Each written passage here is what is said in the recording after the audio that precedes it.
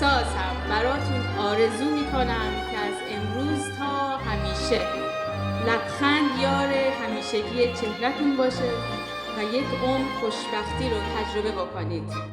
دوستتون دارم.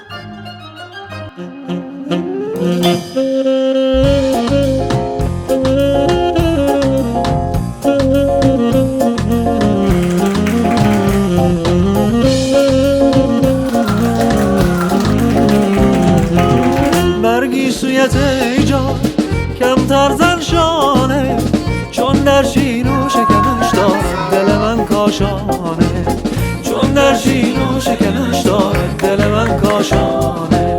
بگشا ز مویت گرهی چند ایمن، تا بگشایی گرهی شاید ز دل دیوانه، تا بگشایی گرهی شاید ز دل دیوانه.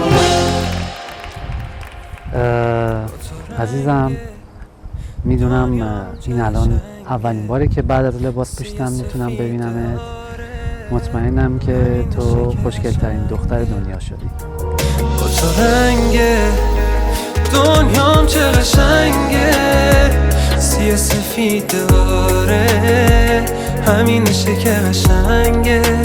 من شب تارم و تو هم شدیم و همون کنار هم کاملیم، میفهمی احوالمو.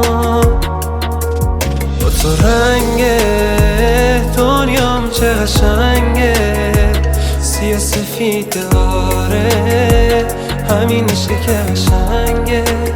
من شب تارم